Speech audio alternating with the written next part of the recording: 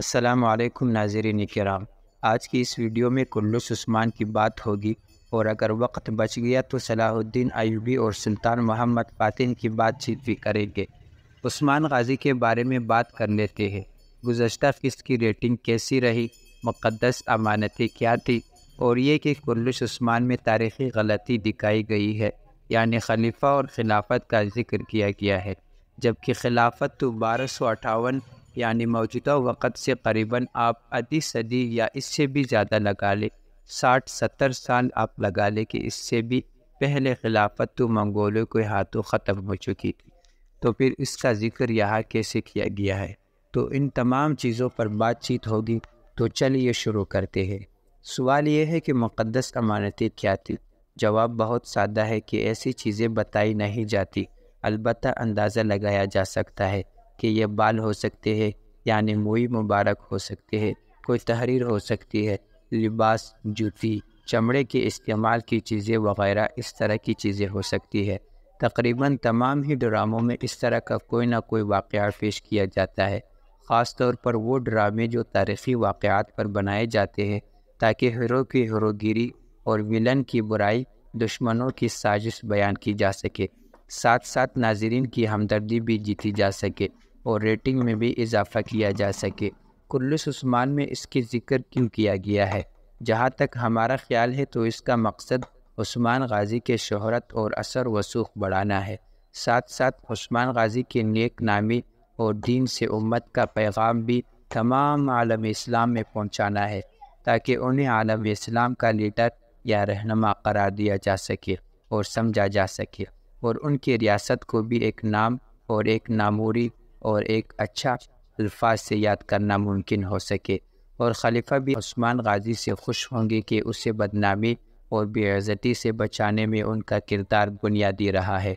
لہٰذا خلیفہ کے دربار میں بھی تعریفی الفاظ سے یاد کیا جائے گا، اور عین ممکن ہے کہ خلیفہ کی جانب سے کوئی انعام خلط یعنی جبہ و دستار وغیرہ بھی بھیجی جائے۔ اگر ایسے ہوتے ہیں تو اس کا مطلب ہوگا کہ خلیفہ نے عثمان غازی کی ریاست کو درست تسلیم کر لیا ہے، اور پھر ظاہر ہے کہ اس کی نتائج بہت دور دور تک پہنچیں گے، اور عثمان غازی کی طاقت، ہیبت اور ریاست کی تسلیمیت میں کوئی کلام باقی نہیں رہے گا۔ تو مقدس امانتوں سے یہ سب فوائد حاصل کرنے ہیں یا اٹھائے جانے ہیں؟ اور امانتوں کی بات ہوئی ہے تو خلیفہ کی اور خلافت کی بات بھی کرتے چلتے ہیں،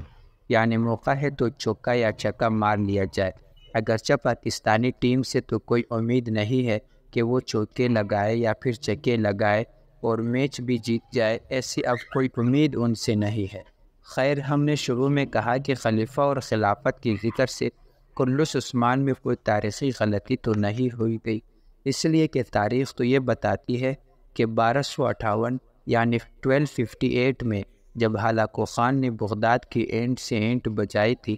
تو خلیفہ کو بیش قیمت قالینوں میں لپیٹ کر ہاتھیوں کے پاؤں میں دے کر کچلوا دیا تھا، اور اس سے پہلے خلیفہ کے سامنے دسترخوان پر سونے چاندی کے برتنوں کا ڈھیر لگا دیا تھا کہ بھوک لگی ہے تو یہ کھاؤ۔ اصل میں تو تمہیں سونے چاندی کے برتن تیار کرنے کے بجائے اسلحہ اور ہتھیار تیار کرنے چاہیے تھے، تاکہ تم ہم سے یعنی دشمنوں سے لڑ سکے۔ اور دیکھا جائے تو آج کی اسلامی دنیا کا حال بھی کچھ ایسا ہی ہے، اونچی اونچی عمارتیں تو بنی ہوئی ہے، بڑی بڑی مسجدیں بھی تعمیر کی جا رہی ہے اور بنائی جا رہی ہے مزید سے مزید تر، مگر دشمن سے لڑنے کی ہتھیار نہیں ہے، بلکہ دودھ کی رکھوالی کے لیے بلی کو بٹھا رکھا ہے، یعنی آپ یوں کہہ سکتے ہیں کہ اپنی حفاظت کے لیے دشمن کو انڈے دے رکھے ہے۔ صورتحال کل جو خلیفہ کی ہوئی وہ آج عالم اسلام کی ہو رہی ہے اور خوب پٹائی چل رہی ہے۔ بہرحال منگولوں کے اس حملے کے ساتھ ہی خلافت کا خاتمہ ہو گیا تھا، تو سوال یہ ہے کہ عثمان غازی کے سامنے کس خلیفہ اور خلافت کی بات ہو رہی ہے؟ یہ تاریخی طور پر درست ہے یا نہیں ہے؟ اور محمد بزداغ نے کہیں یہ بہت بلنڈر تو نہیں مار دیا؟ اس کے جواب یہ ہے کہ ماضی میں عالم اسلام چاہے جتنی بھی بری صورتحال سے دوچار رہا ہو، کبھی خلافت کا خاتمہ نہیں ہوا، علامتیں ہی صحیح مگر موجود ضرور رہی ہے۔ چنانچہ 1258 میں جب خلافت عباسیہ کا خاتمہ ہوا تو اس کے بعد عباسی خاندان میں خلافت پھر بھی چلتی رہی تھی، اور مسلمانوں کا ایک مرکز اگرچہ یہ خلافت اور مرکز علامتی ہی تھا، عباسی خلافت کے زمانے میں مملوکوں یعنی غلاموں کو فوج میں بھرتی کیا گیا تھا، جو آہستہ آہستہ اس قدر طاقتور ہو گئے تھے کہ خلافت ان کی مٹھی میں آ گئی تھی۔ خلیفہ ان کی مرضی کے بغیر کچھ نہیں کر پاتا تھا، اور بعد میں جب خلافت میں ان کے خلاف آپریشن ہوا تو ان لوگوں نے باقاعدہ طور پر اپنی ایک الگ سلطنت بھی قائم کر لی۔ گزشتہ سال آپ نے ترک ڈرامہ باربروسا دیکھا تھا، اس میں بھی مملوک شامل تھے۔ یہ مملوک بعد میں عثمانی سلطنت میں ختم ہوئے تھے۔ منگولوں نے جب خلافت ختم کی تو خلیفہ اور خلافت علامتی طور پر باقی رکھے گئے، اور یہ خلافت انہی مملوکوں کی ماتحتی میں یعنی ان کی سلطنت کے اندر چلتی رہی۔ کلش عثمان میں ذکر کیا جانے والا خلیفہ اور خلافت مملوکوں یا خاندان غلامہ کی ماتحتی میں چلنے والے ہی ہے۔ عثمانی خلافت جب قائم ہوئی تو ان کے سلطان بھی خلیفہ کی اجازت سے ہی تخت نشین ہوا کرتے تھے، اور مغل دربار میں بھی ایسے ہی ہوا کرتا تھا، اور ان حضرات کے لیے یعنی عثمانی سلطان تھے یا پھر مغل سلطان جو ہمارے ہاں رہیں بر صغیر میں، تو ان کے لیے جو جبہ و دستار وغیرہ خلیفہ کی جانب سے بھیجے جاتے تھے، جو اس بات کی تائید ہوتی تھی کہ سلطان کی طرف سے یہ شخص بطور سلطان منتخب کیا گیا ہے اور اس کو سلطان تسلیم کرنا ہے، اور اس کی حکمرانی میں باقی سب لوگوں نے زندگی گزارنی ہے۔ سلطنت عثمانیہ جیسے جیسے مضبوط ہوتی گئی ویسے ویسے ان کے اور مملوکوں کے بھی آپس میں اختلافات بڑھتے چلے گئے، اور کئی بڑی بڑی جنگیں بھی ہوئی، اور آخر کار 1517 میں 1517 میں جب سلطان سلیم اول نے مملوکوں کی حرکتوں سے عاجز آ کر تنگ آ کر انہیں ختم کر دیا اور ان کی سلطنت پر قبضہ جما لیا، تو تب مملوک تو ختم ہوئے، ساتھ ساتھ علامتی عباسی خلافت بھی ختم ہو گئی، اور خلافت کی جتنی نشانیاں تھیں یعنی رسول اللہ صلی اللہ علیہ وسلم کی تلواریں، لباس، جوتے، بال اور دیگر چیزیں جو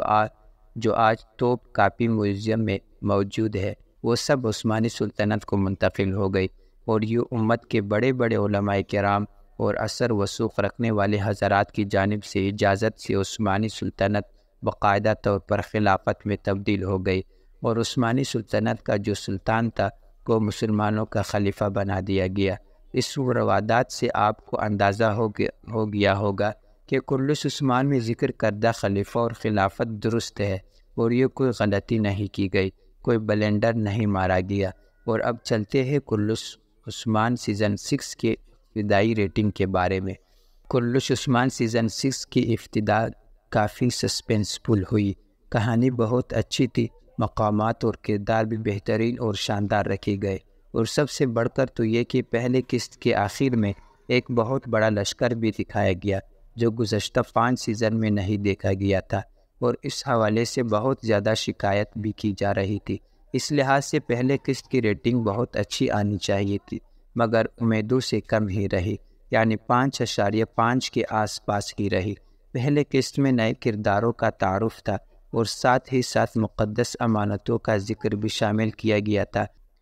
اور قسط کا اختتام بھی بہترین تھا، خاص طور پر علاؤالدین کا پنجرے میں لٹکنا اور عثمان غازی کا منجنیق سے پتھر پھینکتے چلے جانا، یہ وہ چیزیں تھیں جس کی وجہ سے دوسری قسط کی ریٹنگ میں اضافے کی وجہ بنی، اور 6.5 اور کے آس پاس رہی۔ کلش عثمان کی بات ہو چکی ہے، اور ہمارا خیال ہے کہ وقت بھی کافی زیادہ ہو گیا ہے، اور اگرچہ صلاح الدین ایوبی کا پہلا ٹریلر آ چکا ہے اور اس میں بہت کچھ دکھایا گیا ہے، تو ایسا کرتے اگلی ویڈیو میں صلاح الدین ایوبی اور محمد سلطان پر پوری تفصیل سے بات چیت کر لیتے ہیں انشاءاللہ۔ آج کے لیے اتنا ہی، ملتے ہیں بہت جلد ایک نئے ویڈیو کے ساتھ۔ والسلام علیکم ورحمۃ اللہ وبرکاتہ۔